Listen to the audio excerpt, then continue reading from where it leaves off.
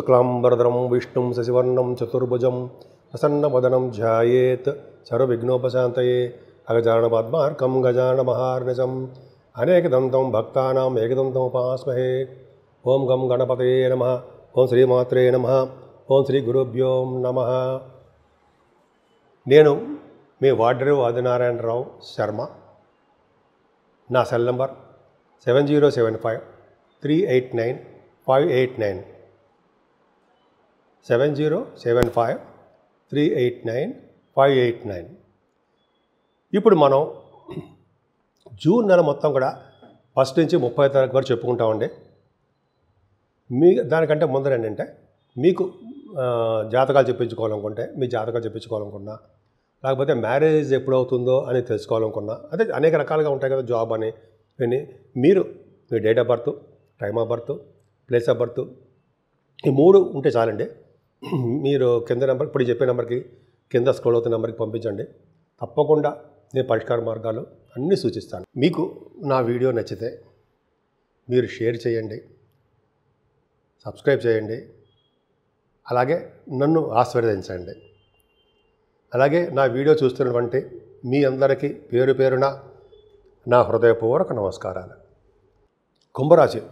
కుంభరాశి వారికి రాహువు మీ రాశిలో ఉన్నంత మాత్రాన మీరు ఏం భయపడాల్సిన అవసరం లేదు. మీరు ఎప్పుడు భయపడతారా? ఏం భయపడరు. కుంభరాశి వారికి ధైర్యం ఎక్కువ, స్థిరమైన నిలకడ గలవారు, మీరు స్థిరమైన అభిప్రాయాలు గలవారు, కొద్దిగా కోపస్తులు కూడా, అలాగే మాట పరుషంగా ఉండేవాళ్ళు, మగవాడి లక్షణాలు కలవారు. ఎంత బాగుందండి మీకు. పైగా రాహుకి గురుదృష్టి, కుజదృష్టి ఇవి రాసుకోవడం వల్ల కొద్దిపాటి కోపావేశాలు ఉన్నప్పటికీ కూడా చాలా మంచివారు మీరు. అంతేకాదండి, మీరు శని ప్రభావం వలన సెకండ్ హౌస్ లార్డ్ కాంబినేషన్స్ ఉండడం వల్ల మీకు, అంటే 12th హౌస్ లార్డ్ సెకండ్ భావంలో ఉండడం వల్ల మీకు విదేశ ప్రాప్తి కలుగుతుంది కూడా. పైగా సెకండ్ హౌస్ లార్డ్ శని కూడా అద్భుతమైన ఫలితాలు ఇవ్వడండి. ఆయన ఫైనాన్షియల్ విషయంలో బాగా కంట్రోల్గా ఉంటాడు, బాగా తగ్గించేస్తుంటాడు ధనం. మీకు చాలా కష్టపడితే కానీ రాదు, కష్టపడాలి, ఆ పని యందు ఇష్టపడాలి, కాబట్టి మీకు బాగా డెవలప్ అవుతారండి. తర్వాత మీకు కొద్దిగా మీ ఫ్రెండ్ సర్కిల్లోనూ, మీ భార్యాభర్త విషయంలోనూ మీ మాట పరుషంగా ఉండడం వల్ల, అంటే కొద్దిగా హార్ష్గాను ఉండడం వల్ల కొద్దిగా వాళ్ళ మనసు చివుక్కుమంటుంది అనమాట. అంటే కొద్దిగా బాధపడతారు అని అర్థం. కాబట్టి మనం ఏం చేయాలండి, మనం అంటే మీరు అని కొద్దిగా మనం ఎదుటి వాళ్ళు సంతోషపడేట్టుగా చక్కగా మాట్లాడుతూ, లేకపోతే మన కోపం వస్తే కాముగా ఉంటూ నలుగురిలో ఉన్నతంగా రాణించబడదామండి. మనకేంటి భయం, మనకంటే కుంభరాశి వారికి అని చక్కగా ప్రయాణాలు చేస్తారండి. మీరు మీ అక్కల్ని చెల్లెల్ని కలుస్తారండి. ఈసారి చాలా మీకు ఆభరణాలు కొనుక్కుంటారు, వాహన యోగం ఉంది, కొత్త వెంచర్ స్టార్ట్ చేస్తుంటారు, ఆలోచనలు బాగా వస్తుంటాయి, ధైర్యం ఉంటుంది, చాలా బాగుంది కదండి. 4th భావంలో రఘుబుధులు, కంఫర్టబుల్నెస్ ఎక్కువ, ఫైనాన్స్ రంగంలో విద్య ఎక్కువ ఉంటుందండి.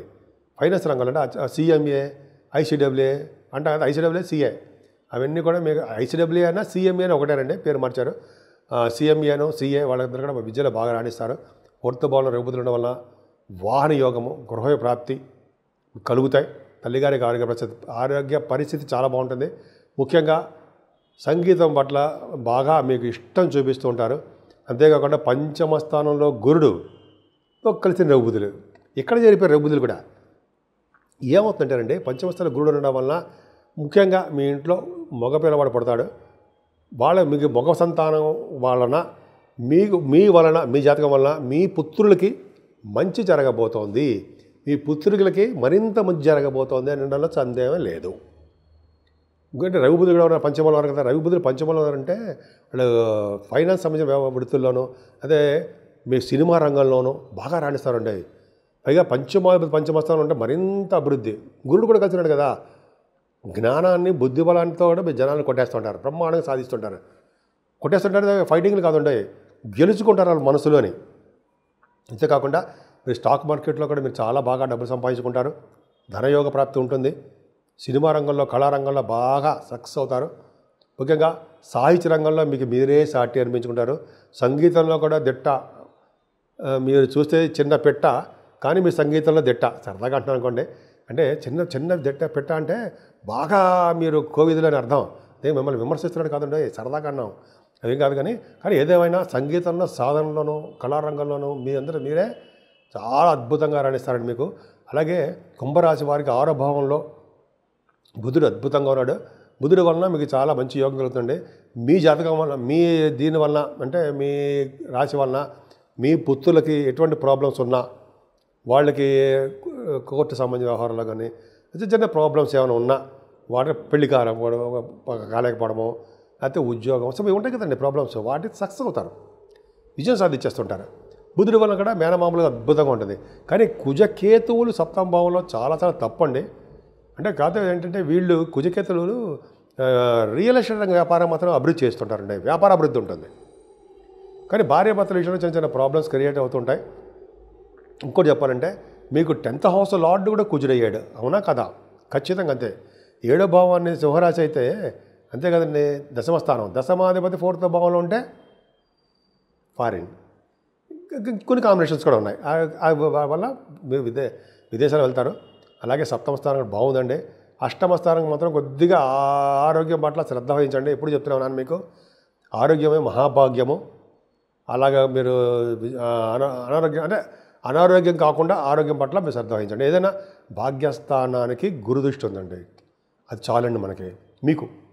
అంటే ఏంటంటే భాగ్యం వృద్ధి అవుతుంటుంది, ఫారిన్ కంట్రీస్ వెళ్తుంటారు, ఉన్నతమైన విద్య సంప్రాప్తిస్తుంది. వేద పండితులకి ఆగమశాస్త్ర పండితులకి మంచి అభివృద్ధి దినదిన ప్రవర్ధమానం అవుతూనే ఉంటారు. వాళ్ళు జూన్ నెల వాళ్ళకి అద్భుతంగా రాణించి తీరుతారు. అంతేకాకుండా ఈ భాగ్యస్థానం వలన ఉన్నతమైన చదువులు రీత్యా విదేశాలు వెళ్తారు. తీర్థయాత్రలు పుణ్యనదుల స్థానాలుగా ఎక్కువ చేస్తుంటారు. రియల్ ఎస్టేట్ రంగంలోనండి మీరు చాలా బాగా విజయం సాధిస్తారు. మీరు రియల్ ఎస్టేట్ రంగం ఒకటి మీకు ఏంటంటే భూములు బాగా అమ్ముడుపోవడము, బాగా ధన సంపాదన కలగడం జరుగుతుంది. సాఫ్ట్వేర్ రంగ ఉద్యోగస్తులు కూడా సంప్రాప్తిస్తుంటారు, వాళ్ళకి ప్రమోషన్స్ వచ్చి తీరుతాయి. గవర్నమెంట్ ప్రొఫెషన్ ఉన్న వాళ్ళకి మరింత అభివృద్ధికరంగా ఉంటుంది. ఏదేమైనా సరే మీరు ఎక్కడ ఏ జాబ్ చేసినా సరే ఆ జాబ్లో ఉన్నతంగా రాణించి తీరుతారు. అంతేకాదండి 11వ భావాన్ని గురుదృష్టి, భాగ్యస్థానం గురుదృష్టి వలన మీరు ఏ దాంట్లో చేపెట్టినా మీరు విజయం సాధిస్తారు. చేపెట్టినా అంటే వ్యాపార రంగాల్లో కొద్దిగా మీరు కష్టపడితే ఆ వ్యాపారంలో దినదిన ప్రవర్ధమానం అవుతుంది. మీరు అనుకున్న దానికంటే లాభాలు అధికంగా వస్తాయి. ఏదేమైనా రావుకేతుల మధ్యలో ప్లానెట్ పొజిషన్ అంతా ఉండిపోవడం వల్ల అంత అద్భుతమైన ఫలితాలు కాదండి. ముఖ్యంగా గణపతి ఆరాధన, తర్వాత సుబ్రహ్మణ్య స్వామి ఆరాధన, అలాగే రావుకేతుల మధ్యలో ప్లానెట్స్ ఉన్నాయి కాబట్టి కాళహస్తిలో పూజలు చేసుకోవడం వల్ల మీకు అన్ని రంగాల్లో మీరు ముందంజలో ఉంటారు. శనీశ్వరుని మాత్రము మర్చిపోకూడదు. ఆయన్ని అశ్రద్ధ చేయకుండా ఆయన పూజించవలసింది, ఆయనకి పెట్టవలసిన అంటే నైవేద్యాలు పెట్టవలసింది నైవేద్యాలు పెట్టాలి. ఆయన చేసిన పూజాది కార్యక్రమాలు పూజలు చేయాల్సిందే. ఆయన యొక్క బ్లెస్సింగ్స్ తీసుకుంటేనే ఇవన్నీ కూడా మంచివన్నీ సంప్రాప్తిస్తాయి అన్నం అంటే ఆ అండంలో మర్చిపోకూడదు. సో అవి అంటే అన్నంలో మాత్రం అతిశక్తి లేదు, అవి మాత్రం జాగ్రత్తగా ఉంచుకొని మనసులో ఉంచుకొని మనం ముందుకు వెళ్ళిపోతూ ఉందాం. మనం 12 రాశుల గురించి అంటే 12 రాశుల వారికి తీసుకోవాల్సిన జాగ్రత్తలు ఏంటి, రెమెడీస్ ఏంటి, ఏం చేస్తే బాగుంటుంది, 12 రాశులకు కాలసర్పదోషం ఉన్నారు, అసలు ఈ నెల మొత్తం జూన్ నెల మొత్తం ఏం చేయాలి అంటే ఒక్కటండి, ఒక బ్రాహ్మణుడు కానీ లేకపోతే వేద పండితుని కానీ స్వామివారు అదే వేద పండితుల వారు కానీ ఇంటికి పిలిపించి భోజనం పెట్టడము, మామిడి పండు వేసి పెరుగన్నం పెట్టడం అనేది గొప్ప అదృష్టం అండి. చాలా రకాల దోషాలు హరించిపోతాయిట. ఒక బ్రాహ్మడికి సద్బ్రాహ్మణుడు కానీ వేద పండితులు కానీ భోజనం పిలిచి పెట్టినా అయితే ఇంటికి పిలిచి మామిడి పండ్లు దానం ఇచ్చినా చాలా అద్భుత ఫలితాలు ఉంటాయండి. ముఖ్యంగా రాహుకేతుల మధ్యలో కూడా ఈ ప్లానెట్ పొజిషన్స్ ఉండిపోవడం వల్ల అమ్మవారి యొక్క పూజలు తప్పనిసరిగా చేసుకోవాలి. ఆవిడకి కుంకుమ పూజలు కానీ అభిషేకాలు కానీ చండీ హోమాలు అంటారు సరే అటువంటివి కానీ చేయడం వలన భ్రమరామ అమ్మవారికి కళ్యాణం చేయించుకోవడం వలన చక్కటి సంతానము అలాగే వివాద వేడుకలు అన్నీ జరుగుతాయి.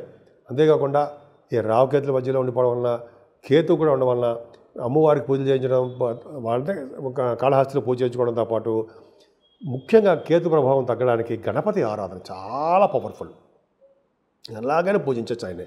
తర్వాత సుబ్రహ్మణ్యేశ్వర స్వామిని పూజించడం ఆరాధించడం, ఆయనకి వీలుంటే మందపల్లిలో మోపిదేవిలో మందపల్లి కాదని మోపిదేవిలో విగ్రహ ప్రతిష్ఠ చేయించుకోవడం వల్ల సర్వదా సౌఖ్యంగా ఉంటుందండి.